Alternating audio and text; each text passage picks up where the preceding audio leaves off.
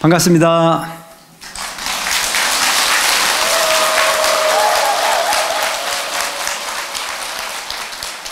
이게 불교이지의 월도입니다. 오늘도 함께 하신 분들께 감사를 드립니다. 전번 주에 이어서 다시 시작을 하도록 하겠습니다. 심관 능예 소래가 개종 진성 연기하며, 즉 능례 소래가, 능례라는 자체는 뭐냐면 부처님 전에 예배를 드리는 나를 얘기하는 겁니다. 소래라는 자체는 부처님을 얘기하는 거예요. 그래서 여기서 이야기하고 있는 부분은 부처님에게 절을 하는 나나 절을 받고 계시는 부처님이 다 진성, 참다운 본래의 성품을 쫓아서 연기를 한 줄을 관하며, 연기, 인연이라는 거예요. 인과라고 해요. 그래서 부처님과 나의 차이는 본래의 성품은 같은 거예요. 한 고향 사람이라는 얘기죠. 부처님은 깨달으신 분이고 우리는 깨닫지 못했지만 그 성품은 같다 다르다, 같다는 거예요. 그래서 부처님은 한 고향에서 와서 출세를 하신 분이야. 다 아시는 분이고 나는 공부를 덜 해가지고 아직 모르는 존재일 뿐이야. 그러니까 연기라는 자체가, 여러분, 제가 이렇게 설명을 드립니다. 옛날에 사리불과 목련존자가 있었지 않습니까? 그래서 사리불과 목련존자는 원래 한 마을 사람이었습니다. 그래서 이 둘 다는 다 아주 그 집안이 좋은 그런 자제들로 태었어요. 잘 생겼죠. 하나는 윗마을에 살았고 한 분은 아랫마을에 살았어요. 하루는 마을에 큰 축제가 벌어졌답니다. 축제 때는 대개 뭘 합니까? 술도 마시고 춤도 추고 노래도 부르고. 그건 옛날에도 축제가 그랬던 모양이에요. 그러니까 축제는 주로 낮에도 하지만 밤에 많이 하지 않습니까? 불빛을 펴놓고. 그래서 이렇게 축제가 벌어진 날 사리불과 목련존자가 언덕 위에 올라가서 그 축제의 현장을 바라다 봅니다. 그러면서 둘이 대화를 하는데 뭐라고 대화를 하냐면, 저렇게 춤을 추고 즐거워하는 저들이 앞으로 100년이라는 시간이 지나고 나면 뭐가 되어 있을까? 이런 생각을 해봤어요. 여러분, 그 당시만 하더라도 이처럼 100살을 사는 사람이 귀 있을 거 아니에요? 근데 그런 대화가 일어났어요. 여러분, 그런 생각 해보셨습니까? 그냥 사라지는 거지 훗날 뭐가 될 거를 고민하지 않지 않습니까? 둘이 그런 대화를 나누다가 100년 후면 흔적도 없이 그들은 다 없어지고 말았을 거야. 당연히 추론될 수 있는 부분 내용이죠. 거기서 인생의 무상함을 합니다. 그래서 진리를 찾아서 스승을 찾아놨습니다. 그래서 두 분은 산자야라고 하는 분의 문화에 들어가서 열심히 수행하고 공부를 합니다. 그래서 공부를 하고 난 이후에 목마름이 다 해소가 되지 않았어요. 그 산자야라고 하는 분의 문화에는 250명이 모여서 수행을 하고 있었습니다. 산자야에게 어느 날 사리불과 목련존자가 질문을 합니다. 스승님, 이 세상에 착한 사람은 복을 받고 악한 사람은 벌을 받는다는데 그게 맞습니까? 선인선과요, 악인악과라고 하는 이야기가 진리라고 말씀을 하시는 스승님, 그것이 맞습니까? 이렇게 물었어요. 여러분, 이 세상은 착하면 복 받습니까? 악하면 벌 받습니까? 헷갈리십니까? 그때도 지금도 모든 종교는 착하면 복을 받는다고 얘기하고 악하면 벌을 받는다고 생각하고 있고 또 그렇게 가르치고 있습니다. 그런데 현상은 그렇지가 않은 거예요. 착한 사람도 찌질이 안 되는 사람이 있고 악한 사람도 하는 것마다 잘 되는 사람이 있어요, 없어요? 있어요. 그래서 그 모습이 너무 편차가 크니까 그 부분이 궁금해서 물어봤어요. 그래서 산자한테 물어보니까 산자가 뭐라고 얘기를 하냐면, 선인선과요 악인 악과가 맞긴 맞는데 그게 때로는 맞을 때도 있고 안 맞을 때도 있다, 이렇게 얘기를 했어요. 그러니까 사리불가 목련존자가 무슨 진리가 그런 진리가 있냐? 나의 스승은 이런 답을 주지 못한다면 이는 진리를 가르치는 스승일 수가 없다라고 하는 걸로 자리를 떠납니다. 그래서 둘이 내려오면서 우리는 아직 진리를 가르칠 만한 스승을 만나지 못했다. 나중에 시간이 되면 그래서 누군가가 우리의 이 목마름을 해소할 수 있는 큰 스승을 만나거든 그때 모여서 다시 공부를 하자. 이래 해서 서로 윗마을 아랫마을로 나눠져서 길을 갑니다. 그때 사리부의 눈에 아주 잘생긴 스님 한 분이 바루를 가지고 탁발을 나와서 그 길을 가는 모습을 봅니다. 그 모습을 본 사리불이 너무나 새롭게 느껴지는 진리를 주관하는 수행자가 눈에 들어오기에 그에게 가서 묻습니다. 여보세요, 당신은 뭘 하는 사람입니까? 그때 이 스님이 뭐라고 얘기를 하냐면 나는 서가모니라고 하는 큰 스승의 제자다. 내 스승 부처님은 우리에게 진리를 가르친다. 그럼 진리를 가르친다면 그분이 당신에게 무엇을 주로 이야기를 해주느냐 이렇게 물어봤어요. 그랬더니 그 비구 스님이 이야기를 뭐라고 얘기를 하냐면 난 출가한 지가 얼마 안 돼서 정확하게 내가 내 스승이 이야기하는 부분을 기억해서 절망하기는 조금은 부족하다 라고 얘기를 합니다. 그러니까 사리불이 그러지 말고 당신이 세속적 욕망을 멀리하고 출가를 했다면 스승이 그래도 뭔가 가르칠 만한 부분 또 감동할 만한 부분이 있었지 않겠냐. 그 부분의 내용을 이야기를 해줘라. 그러니까 거기서 이 마성비구라는 그 탁발승이 한마디를 이야기합니다.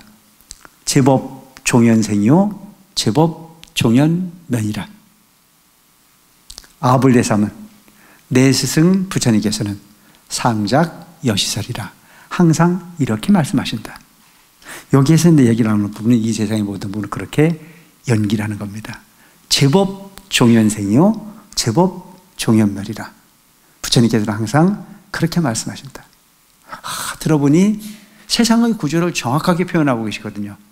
그 이야기에 감동을 받은 사리불이 그렇게 말씀하시는 당신의 스승에게 나를 안내를 좀 해달라고 부탁을 해서 그 마성비구가 사리불을 부처님에게 안내를 합니다.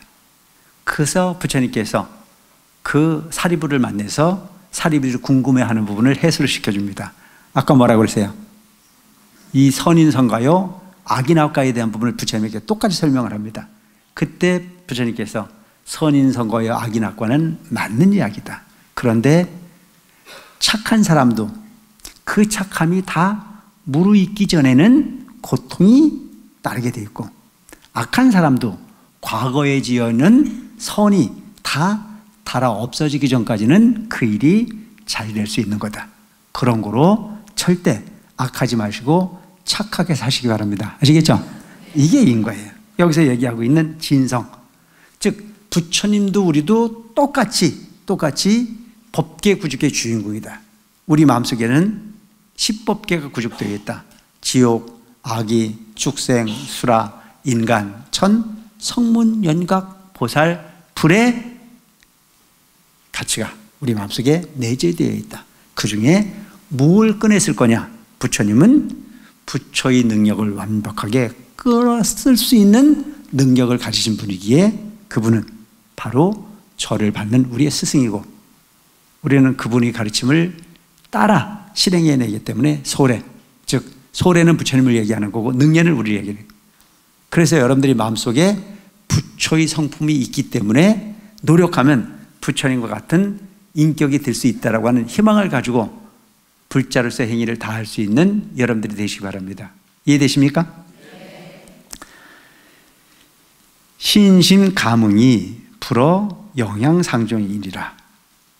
감응이 헛되지 않아 영양의 바탕 조침을 깊이 믿을지니라. 이건 무슨 얘기냐면 여러분 열심히 노력하면 감응이 있어요 없어요?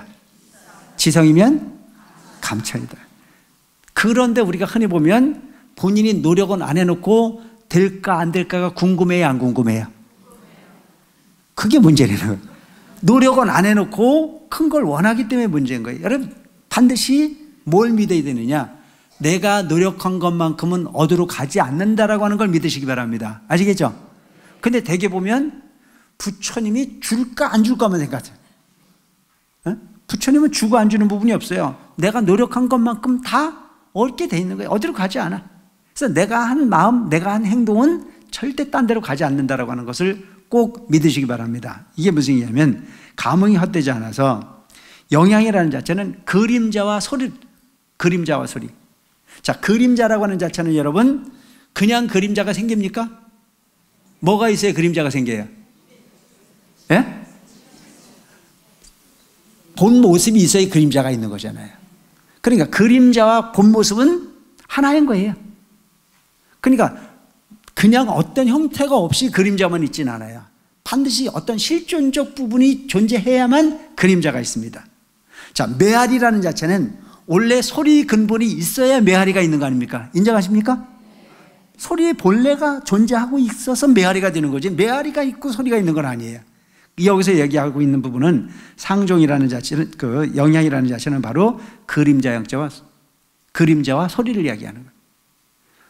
본체의 물건이 있을 때 그림자가 만들어지고 소리의 본질이 있을 때 메아리가 만들어지듯 내가 움직인 모든 부분은 절대 어디로 가지 않는다. 내 마음이 성실하게 노력했거든 그 부분은 헛되지 않아. 반드시 그 결과는 돌아오게 돼 있다. 그래서 여러분, 지성이면 감천이라 이거예요. 내가 노력한 것은 어디로 절대 가지 않아. 그런데 대개 보면 노력은 하지 않고 거저 이루어지는 게 없을까 싶어가지고 그게 궁금하잖아요. 그래서 대개 보면 절에 와서 기도를 해보면 힘들어요, 안 힘들어요? 힘들죠? 나도 그래. 다 힘들어요. 근데 대개 보면 이렇게 힘들지 않고 되는 게 없나 싶은 생각을 하는 사람들이 많아요. 근데 거기에 넘어가는 거예요. 어디 가면 기도 하나도 안 해도 다 해준다더라. 가끔은 보면요, 그런 사람들도 많아요. 열심히 기도하세요. 기도 열심히 하면 다 이룰 수 있습니다라고 얘기를 하면요, 꼭 다 들은 것처럼 해놓고 일어날 때쯤 되면 또 뭐라는지 알 그거 말고 딴 건 없이요? 그러니까 내가 하는 얘기가 뭐냐면 본체가 없이 그림자가 없고 소리가 없이 메아리가 없듯 내가 노력하지 않고는 얻을 수 있는 부분은 없어요. 그래서 스님들이 상담할 때 제일 잘하시는 스님이 뭔지를 아세요? 기도하라고 가르치는 스님이 제일 잘하는 거예요. 기도하라고 가르치는 게 제일 잘 가르치는 거예요. 그거 외에 나머지는 정확하게 볼 수가 없어요. 여러분, 내가 업을 짓고 내가 받고, 내가 복을 짓고 내가 얻고, 내가 지혜를 만들어서 내가 세상을 산다라고 하는 사실을 꼭 기억하시기 바랍니다. 아시겠죠? 내 입에 밥 들어가면 내 배가 부르지 상대방이 배가 부를 수가 없어요. 상대방이 잘 되는 부분은 상대방이 잘 되게 하는 거지 내가 잘 되는 건 전혀 관계가 없는 거예요. 이런 부분이 대단히 필요한 부분이란 말이죠. 그래서 옛날에 어떤 큰 스님이 출가를 해서 아주 큰 스님이 됐어요.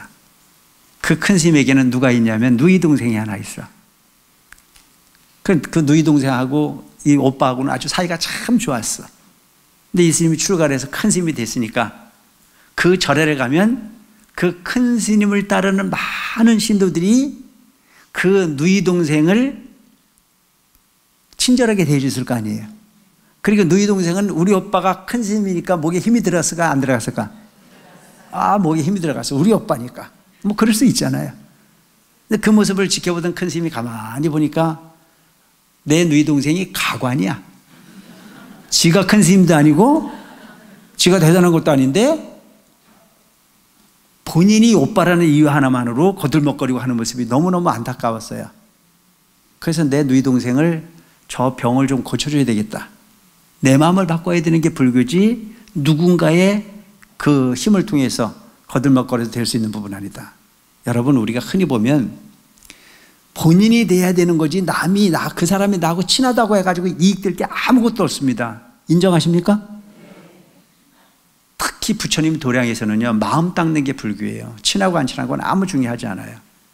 그래서 내 누이 동생이 저 잘못된 부분이 버릇을 고쳐줘야 되겠다 싶어가지고 점심 공양을 준비를 하는데 평상시에는 누이 동생이 오면 그래도 밥도 따로 주고 이렇게 했었어. 근데 하루는 밥을 잘 차려가지고 본인이 열심히 공양을 드셔. 누이 동생이 오빠 방에 와가지고 큰 스님 공양 드신 걸 쳐다보면서 침이 꼴깍꼴깍 넘어갔어요. 근데 이 오빠가 누이 동생에게 밥을 먹어버릴 소리를 안 해. 그래서 누이 동생이 속으로 화가 났을까요? 안 났을까요? 해도 너무한다. 어떻게 오빠가 돼가지고 저렇게 얀장머리가 없을까? 그래서 본인은 누이 동생이 화가 나가지고 울그락불그락 하는 것도 모르는 척하고 맛있게 밥을 먹었어요. 그러고 난 다음에 잘 먹고 난 이후에 상을 물리고 난 다음에 누이 동생이 물어봤어요. 배부르지? 라고 물어보니까 누이 동생이 화가 나야 안 나요? 약 올리는 것도 아니고 당신이 큰 스님이면 큰 스님이지 어떻게 당신이 밥을 먹어놓고 내 배가 부르냐고 물어보는 경우가 어딨냐고 따졌어요. 그러니까 그때 그 큰 스님이 하시는 말씀이 어찌 너는 내가 밥을 먹었는데 네가 배가 불러야 당연한 거지 어찌 그런 말을 하냐. 그러니까 누이 동생이 생각하는 게 아니 오빠가 돼가지고 어떻게 상식에도 없는 짓을 하냐고 막 따지니까 하는 얘기가 거봐라 내가 수행을 해서 내가 큰 스님이 됐지 네가 뭔데 내 흉내를 대고 다니냐. 나는 네가 그 짓을 하고 다니길래 내가 밥을 먹으면 네 배가 부른 줄 알았다 라고 말씀을 하셔서 경책을 했던 이야기가 있습니다.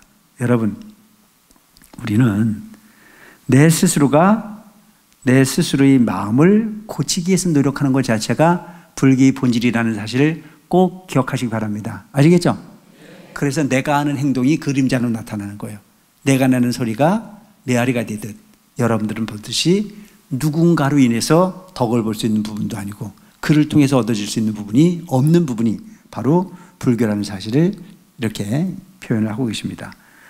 거중요하야 대중의 처소에 거하되 여기서 얘기하는 대중의 처소는 어디예요?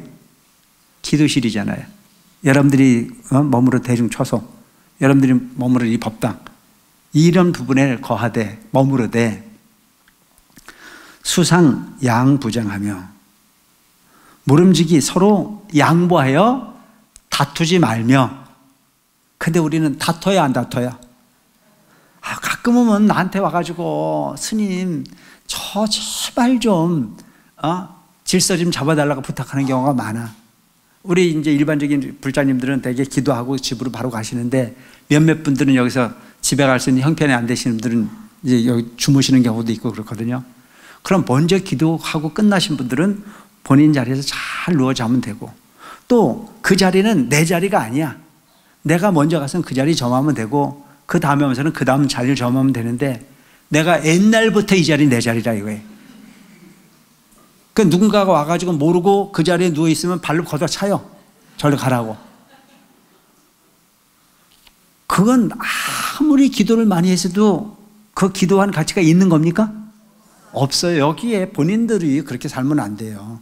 그냥 들어간 사람이 차례차례로 누워서 쉬고 그리고 쉬고 있는 그 사람에게 늦게 온 사람이 너무 덜그럭거려가지고 깨우지 않도록 조심해야 되는 거잖아요. 이건 대단히 중요한 부분인데 스님들이 혼자 대기가 살잖아요. 근데 대중의 처소에 어우러 서야 되기 때문에 지켜야 될 게 많은 거예요. 그래서 나의 부분만 생각하지 말고 상대방을 배려하는 부분은 모든 불자들의 공통 본무예요. 스님들까지도 다 공통한 본무예요.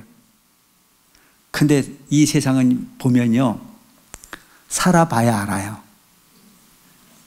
우리 스님들도 가끔 보면 이제 그 외국 여행을 갈 때가 있잖아요. 외국 여행을 갈 때 보면 룸메이트가 참 중요해요. 평상시에는 엄청 친하게 지내요. 뭐 예의도 있고 매너도 있고 그런 줄 아는데 이게 이제 그 여행을 가면 여행비를 절감하기 위해서 혼자 방을 쓰는 게 아니고 누군가와 그렇게 파트너를 정해서 잠을 자잖아요. 그거 며칠 갔다 와가지고요 평생 안 보는 사람도 있어요. 그래서 내가 생각하는 게 여러분들은 참 대단한 사람들이라고 생각해요. 왜? 평생 같이 살아도 그 정도는 아니잖아요. 그러면서 우리 스님들 스스로 생각하는 게 뭐냐면 참 참아야 될 일이 많겠다. 절에 사는 것도 참아야 될 일이 많고 세속에 사는 여러분들은 더 참아야 될 게 많잖아요. 그게 참으니까 사는 거지 내 입맛에 딱 맞는 경우가 어디 있어요. 그래서 가끔 제가 이런 경우를 이야기해요. 결혼을 하는 사람들한테 하는 얘기가 연애를 할 때는 보고 싶은 것만 보지만 결혼을 하면은 안 보고 싶은 것도 봐야 된다. 인정하십니까? 그래서 이런 부분들은 평생 잘 살려면 상대방의 배려하는 마음이 있어야 되는 거고 양보하는 마음이 있어야 되는 거고 이해하는 마음이 있어야 되는 거예요. 거저드는 부분은 전혀 없습니다. 그래서 참고 살지 않으면 안 되는 게 우리 삶인 거예요. 그래서 여기서 보면 요사체에 머물러 살 때에는 거기에 거할 때는 항상 서로 양보를 해서 다투지 말아요. 다투지 말고 수호상 부호하며 서로 도와서 양보를 상부상조하라, 도와주라 이거예요. 여러분들한테 이 말을 하는 거 참 쉽지 않은 부분인데요. 스님들은 평생 혼자 살기 때문에 상대방의 그 어려운 부분을 잘 이해 못하는 경우도 많아요. 그래서 제가 옛날에 함께 살았던 그 선배 스님이 한 분 계셨는데 이분은 몸이 안 좋으셨어요. 평생 한 방에 사는데 그렇게 몸이 안 좋으셔도 몸을 눕지 않으세요. 항상 앉아서 생활을 하세요. 근데 상대방의 어떤 그런 불편함을 끼칠까 봐 약이나 이런 걸 중간에 찾아 드셔야 되는데 그거 찾아 드실 때는 랜턴 요만한 걸 가지고 항상 살펴서 상대방에게 피해를 안 끼치고 평생 사신 분이 계세요. 정말 대단해요. 그런 분들이 여기에 보면 모범적인 어떤 수행자를 볼 수 있죠. 절대 상대방에게 피해를 끼치지 않는 거예요. 그리고 화장실을 가더라도 문소리 나지 않게 하려고 최대한 애를 쓰시며 그렇게 배려하고 사는 부분이 그게 수행자예요. 여러분 수행이라고 하는 부분이 관세음보살 부르고 기도를 하는 부분도 중요하지만 행동을 상대방에게 피해 끼치지 않으려고 애쓰는 부분이 참된 수행일 수 있고 상대방에게 어떻게 하면 민폐를 끼치지 않고 도움을 주기 위해서 고민하는 부분의 삶을 살아주시기 바랍니다. 아시겠죠? 이게 수행이에요. 그래서 여러분 제가 항상 하는 얘기가 조약돌은 혼자 둥그러지지 않는다. 서로 몸을 부딪혀 둥그러지듯이 혼자 불편함을 끼치지 않는 부분의 삶을 도라고 말하지 말아야 해요. 저작거리에 도가 있다는 말이 있거든요, 여러분. 저작거리에 도가 있다는 얘기는 뭐냐면 수많은 갈등이 있는 곳에서 갈등에 물들어가지 않는 게 그게 수행이에요. 안 보고 지켰다고 말하지 말고 지키고 절제할 줄 아는 게 그게 진정한 수행이 아닐까 싶은 생각을 합니다. 이해되십니까? 내가 수많은 유혹과 수많은 욕구가 있는데도 불구하고 그것을 참고 견디는 부분에서 마음이 커지는 거지 나는 본 일이 없는데 거기서 뭘 지켰단 말입니까? 그래서 서로 부딪혀 양보하고 이해하는 부분, 더불어 함께하는 부분에 화합을 이뤄낼 줄 아는 부분이 도의 근천일 수 있다. 그것이 수행의 근본일 수 있다. 신쟁론 승부하며 승부를 다투어 논함을 상가하며. 여러분 우리가 어떤 경우가 생기면 맨날 앉아가지고 네가 옳으니 내가 옳으니 싸워야 안 싸워요? 내가 옳다 네가 옳다 이거 하지 말라는 얘기예요. 쟁론 승부하지 말아요. 그게 무슨 가치가 있어요? 마음을 고치는 게 우선인데. 그런데 모여 살다 보면 전도몽상에 빠지는 거예요. 아까도 계속 얘기했지만 절에는 공덕을 지러 왔는데도 불구하고 상대방 하는 게 내 마음에 안 맞다고 해가지고 삐져서 안 나오는 사람이 있어요 없어요? 지금도 삐져가지고 옆에 사람은 싫은 사람이 있어 없어? 이게 문제가 있는 거예요. 그 마음 고치러 오는 거야. 그 마음 그걸 바꿔야 되는 거고 그걸 제어를 해야 되는 부분이 가치가 있는 부분인데도 불구하고 가끔은 보면 본인들끼리 다퉈놓고도 누구한테 오는 줄 알아요? 꼭 나한테 와요. 와가지고 그게 나쁘다 이거 그게. 그런데 그런 거 잘못된 거라는 거죠. 옳고 그름을 논하지 말아야 돼. 중생이 사는 세계에서 옳고 그름이 어디 있어요? 여러분들이 이렇게 보세요. 우리가 사람을 살고 있는데 곤충들이 서로 먹이를 가지고 다투는 모습을 볼 때가 있어요 없어요? 그럼 거기서 옳은 거 그런 거 있어요? 곤충이 서로 먹을 거 가지고 서로 다투고 있어. 서로 뺏고. 그럼 우리 사람이 바라다 봤을 때는 어떻게 보여요? 이놈이 오라요, 이놈이 오라요? 똑같죠? 곧 죽어.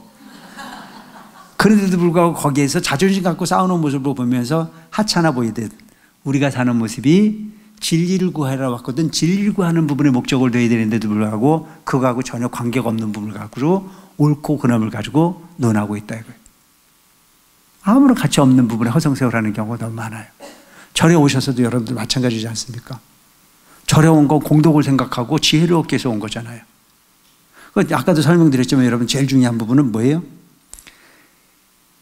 싸워서 이득을 보는 것보다는 싸우지 않고 손해를 보는 게 더 커. 그러니까 쪽박을 깨는 일은 절대 하지 않는 삶을 살아주시기 바랍니다. 아시겠죠? 항상 부처님 마음을 생각하고 우리 마음이 상대방에게 아픔을 주거나 어떤 그 가르침에 부응하지 않는 부분이 마음을 삼가할 수 있도록 하는데 최선을 다해야 된다. 그러니까 되게 보면은 절에 와서 그 쩌그락거리고 싸우는 이유들이 보면 아무것도 아닌 일이야. 크게 옳고 그름도 필요가 없어. 그래서 제가 큰 스님 모시고 있을 때 큰 스님이 항상 하시는 말씀이 너도 옳고 너도 옳다 이거예요. 그래서 이 사람하고 싸웠는데 이 사람 얘기를 들을 때 그 말이 맞다 이거예요. 이 사람 말 들을 때 그 말도 맞다 이거예요. 그럼 난 지켜보는 난 재미가 한 개도 없어. 왜? 우리는 습관이 어떻게 들어있어요? 옳고 그름의 이분법적 논리에 습관되어 있어요. 너는 옳고 넌 틀렸다. 그런데 진리 시각에서 봤을 때는 너는 그렇게도 볼 수 있고 너는 그렇게도 볼 수 있는 거예요. 입장은 그때그때 달라지는 거지 않습니까? 이해되십니까? 입장은 그때그때 달라지는 거예요. 내가 배가 고팠을 때는 찬밥 한 덩어리가 내 생명을 구하는 감로수가 되잖아요. 근데 내가 배가 불렀을 때는 진수성찬이 나하고 전혀 관계가 없는 그냥 가치 없는 부분이 될 수밖에 없듯이 그 환경과 여건에 따라서 그 가치는 어마어마하게 변해갈 수 있는 부분이 삶이 세상인 거로 너도 옳고 너도 옳게. 그러니까 여러분 틀린 건 없어요. 뭐가 있을 뿐이에요? 다름이 있을 뿐이다. 그렇다면 빨리 가는 것만이 답이 아니지 않습니까? 빨리 가는 게 답이 아니에요. 어떤 경우는 금덩어리보다 밥 한 덩어리가 더 클 때도 있지 않습니까? 그러니까 그 환경에 따라서 어마어마한 차이가 있는 거예요. 저 사막의 길을 가는데 물 한 모금을 당장 죽어야 돼. 근데 그 물 한 모금이 황금 덩어리하고 맞바꿀 수 있는 부분이 가치가 될 때도 있잖아요. 그런데 대개 보면 황금 덩어리 끌어안고 죽는 게 나아요? 황금 덩어리 주고 물 먹고 사는 게 나아요? 아시네? 그때 달라질 수 있는 부분이니만큼 답이 없다. 우리는 오직 뭐만 있으면 된다? 진리를 향해서 가면 된다. 그것만 고민하자. 이게. 절에 오셔서 가는 부분은 딴 생각하지 말자. 화합이 근본이다. 모든 부분은 어떤 게 영원히 남는 일이냐? 100년을 살지 못하는 부분이 가치로 둘 거냐? 억거부 윤회를 통해서 나를 지혜롭게 끌고 갈 수 있는 부분의 가치를 더 크게 볼 거냐? 이거는 대단히 중요한 부분이에요. 정말 진리를 공부하는 사람들이 머리를 맞대고 앉아가지고 그렇게 논쟁할 일이 있겠냐? 옳고 그름은 없어요. 신취도 한화하며 머리를 모아 한가로이 이야기함을 삼가하며. 여러분 예를 들어서 우리가 이제 우리 대성사에 모여서 이렇게 기도를 하는 경우도 있지만 가끔은 큰 절에 갈 때가 있죠. 구인사라든 큰 절에 갈 때가 있죠. 그럼 귀하게 가셨잖아요. 가셔서 뭐 해야 돼요? 열심히 기도해야 되죠. 근데 열심히 기도해야 되는데 시간이 잘 가든가요, 안 가든가요? 시간이 잘 안 가니까 기도하러 온 본 모습은 잊어버리고 어떻게 해야 빨리 날이 새나 기다리는 경우가 있잖아요. 그래서 시간이 하도 가다 안 가면 어디 갑니까? 예? 아시네. 커피 빼먹으러 가가지고 그놈의 커피가 왜 그래 빨리 발려 또. 천천히 먹었으면 좋겠는데. 그러니까 한도 끝도 없는 이야기로 세월을 다 보내고 오는 경우가 너무 많아요. 그리고 무슨 생각을 하는 줄 알아요? 새털같이 많은 날에 오늘 하루 커피 먹고 놀았다고 뭐 큰일 날까? 여기서 얘기하고 있는 부분이 한가해. 그런데 막상 현실로 돌아와서 생각해 보면 내 소원은 빨리 이뤄야 돼, 안 이뤄야 돼? 빨리 이뤄야 되는 마음 따로, 기도하는 마음 따로. 그러니까 이 부분이 절박하지가 않은 거예요. 그래서 여러분, 부처님께서 수행을 하실 때의 마음은 우리 마음과 달랐다. 일좌부지 경 6년을 하셨다. 한 번 앉아 6년의 세월을 보내되 그 시간을 참으로 짧게 느껴졌다. 6년의 시간은 결코 짧은 시간이 아닌데도 불구하고 왜 짧게 느껴졌을까? 간절하니. 여러분, 깨달음을 구하되 진리를 구하되 간절하게 접근하시기 바랍니다. 아시겠죠? 인도 보고 뽕도 따고 이것저것 다 간섭하고 그러고 나서 언제 내 소원이 이루어지겠냐. 열심히 하려고 애를 써야 되는 거예요. 그래서 한가롭게 머리를 모아서 이야기함을 삼가해라. 내보면 기도하러 가가지고 또 묘해. 화장실을 가고 싶으면 혼자 가면 되지 꼭 옆에 사람 같이 가지. 아니 화장실 가는 길이 철만 일도 아닌데 그냥 갔다 오면 되잖아요. 근데 꼭 옆에 안 가고 싶은데도 같이 가재. 근데 같이 가다 보면 중간에 서가지고 또 할 얘기가 있어 없어? 완전히 삼천포로 빠져가지고 가는데 관세음보살 부르고 앉았는 거 하고 신발 신고 가가지고 중간에서 이야기하는 거고 시간이 언제 잘 가요? 참 묘하죠? 그 시간이 가는데 그냥 내가 관세음보살 부르고 기도를 하면 시간이 참 안 가는데 옆에 사람하고 이야기를 꽃을 피우다 보면 뭐 30분, 1시간 가는 게 그냥 훌쩍훌쩍 가요. 그러니까 그 이야기 해놓고 소원이 이루어질 때를 바라면 됩니까? 안 됩니까? 내가 한 가지는 얘기할게요. 그래도 안 가는 것보다 나아. 안 하는 것보다 낫지만 그거는 방법이 아니지 않습니까? 그래서 여기에서 한가위 머리를 모아서 서로 이야기함을 삼가하고 신호 착타해라. 남의 그 신발을 그를 신지 마라. 잘못 신지 마라. 이거 여러분 흔히 있는 일이잖아요. 이제 그 구인사 같은 데 사람 많이 모일 때는 막 너무 많이 모이잖아요. 그러면 그때 신발을 잊어버리는 일이 많이 생기니까 신발 주머니를 다 가져가서 그 신발을 사서 어디에 놓아요? 내 가방에 잘 모셔놔요. 그리고 화장실에 가야 되는데 그 신발 꺼내서 신고 다시 가져오기가 너무 귀찮아요. 그러니까 이제 그냥 나가가지고 밖에 있는 신발 하나 신고 가요? 안 신고 가요? 신고 가. 그리고 이제 가서 바로 갔다 온다고 갔는데 가다가 누굴 만났어. 그러면 그 신발을 남의 신발 신는 걸 기억을 합니까? 잊어버립니까? 아주 깡그리 잊어버리고 있는 거예요. 내가 내 신발이 뭐 이야기를 안 하니까 그냥 그거 신고 세월을 보내. 신발 주인이 화장실 가려고 나왔는데 본인 신발이 있어요? 없어요? 없으니까 또 남의 신발 잠깐 신고 간다고 가요. 그럼 또 이 사람도 갔다 오다 또 누구 만났어? 그럼 그 다음 사람이 나와가지고 또 보니까 신발이 없으니까 또 남의 것도 신어야 안 신어요? 신발은 한 번 잘못 신었는데 몇 명이 바꿔 신었어요? 이게 완전히 악순환의 경우가 너무 많아요. 그런데 나는 그게 구인사에만 있는 줄 알았는데 여기 고려시대에도 있었네? 고려시대에도 이런 일이 있으니까 신발을 바꿔 신지 마라. 이렇게. 그래 여러분, 우리가 흔히 보면 가벼운 하나의 행동이 가벼운 게 아닌 게 되는 거예요. 그 가벼운 하나의 행동이 또 다른 영세적인 부분으로 많은 사람들에게 어떤 마음이 생길까요? 마음에 서운함이 생기고, 그리고 여러분들 흔히 보면 이런 경우가 생기는 거예요.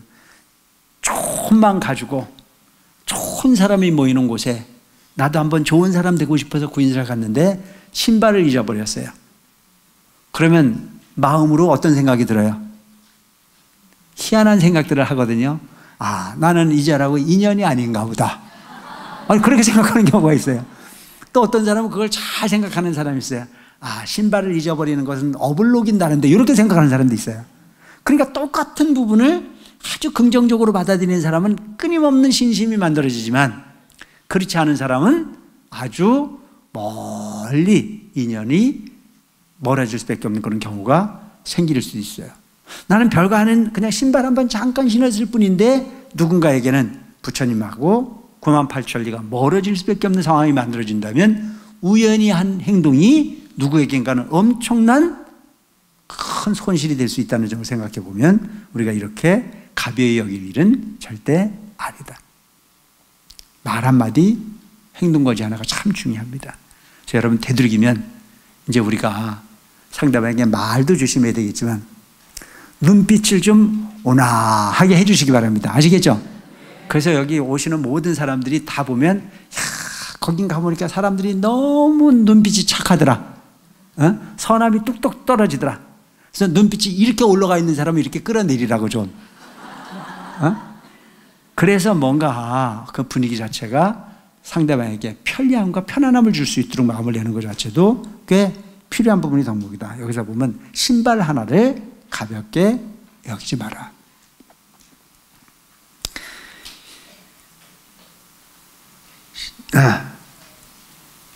신자와 옳자하며 앉고 누움에 차라를 넘음을 삼가하며. 여러분 이제 단체 생활을 하는 데 있어가지고는 반드시 그 질서를 잘 지켜야 돼요. 아까도 기도실에 대해서 얘기했잖아요.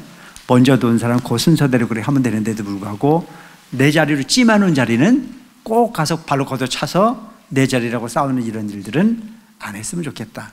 근데 참 희한하게 여러분 절에 오셔도요 평상시에 기도를 할 때도 보면 참 묘한 게 본인 앉았던 자리를 꼭 가요. 그죠? 그 습이 묘한 부분이 있어요. 그 있던 날도 보면 그 자리고 그런 경우도 많이 있는데 그렇다고 해가지고 본인이 자기 거라고 주장하는 일을 하지 마라. 딴 사람이 앉아있으면 그냥 옆에 앉으면 되잖아요. 그리고 그 다음날 본인이 꼭 그 자리에 앉고 싶으면 그 사람보다 먼저 오면 되잖아요.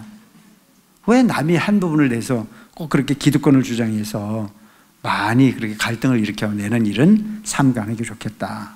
그래서 앉고 누움에 차례를 넘음을 삼가하고 대객 언담에 객을 대하여 이야기하면은 부득 양어같이 하고 실어금 집안의 추함을 드러내지 말며. 이런 경우가 있어요, 여러분. 내 집에 손님이 오면 내 집에 일어난 일들을 가지고 흉을 보면 안 돼요. 대개 보면 집에서 살림을 살 때도 밖에 있는 이웃집 만나면 누구 흉을 많이 봅니까? 누구 흉을 많이 봐요? 시어머니 흉 보고 내지는 신랑 흉 보고. 참 웃기는 사람들이야. 시어머니 흉 봐놓고 나면 그 다음부터는 시어머니 눈빛만 쳐다보다 불안해 안 불안해? 그 짓을 왜 해?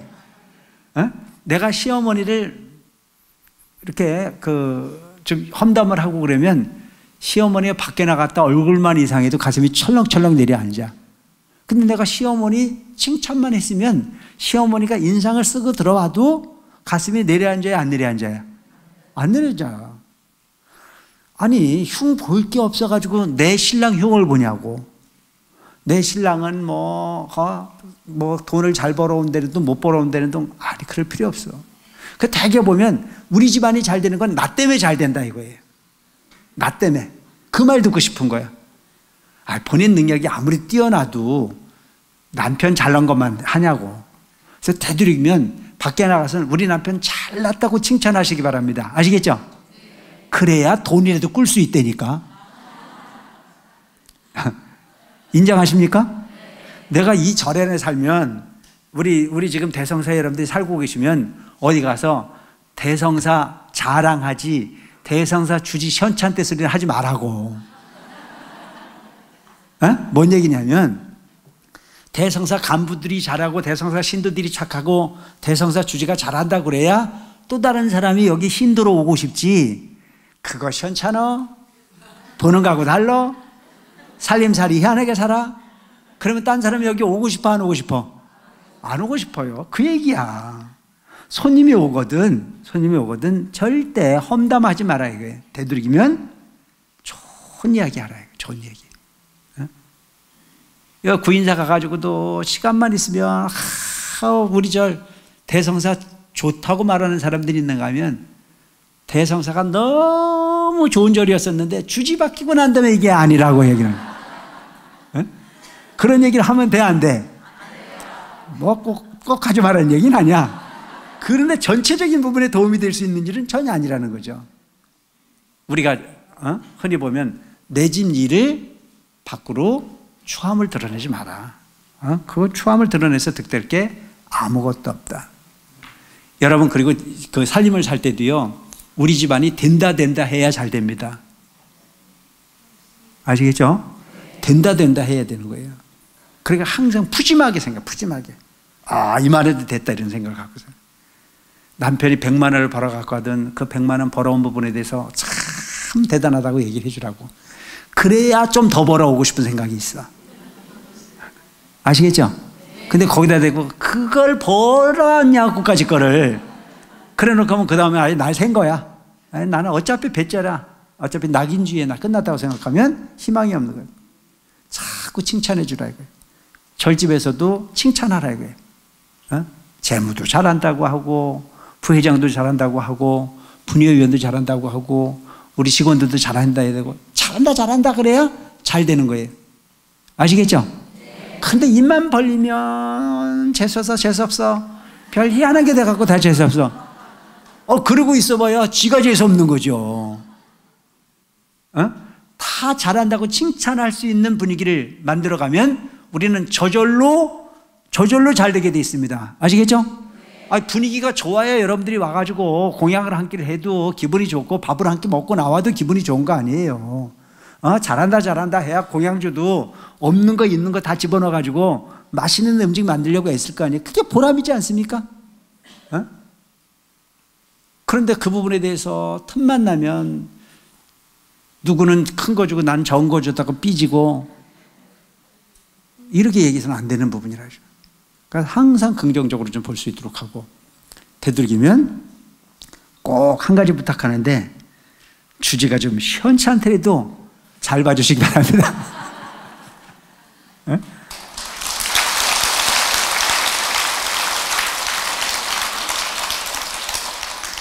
단찬 원문불사연정 다만 집안에 불사를 찬탄을 하자. 내 집안에 불사를 찬탄을 해야 돼. 우리는 요즘 여러분 찬탄할 일이 꽤 있어요, 없어요? 있잖아요. 된다 해야 돼요. 우리 절이 잘 된다 그래야 지나간 사람도 거기 한번 가보고 싶은 생각이 있지.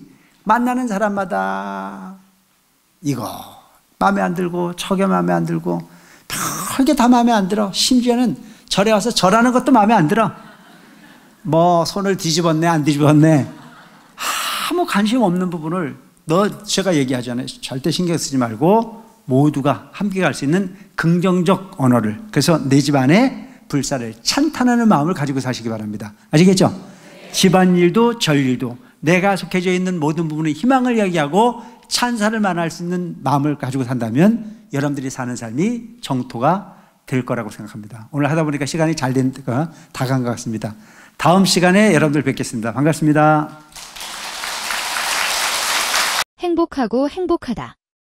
월도스님 지음. 좋은 사람을 만나면 행복하고 미운 사람을 만나면 불행합니다. 그럼 나 자신은 좋은 사람인지 생각해 보세요. 좋은 사람을 만나게 해달라고 기도하기보다는 내가 먼저 좋은 사람이 되기 위해서 노력하면 기도보다 훨씬 빨리 그 소원이 이루어질 거라고 생각합니다.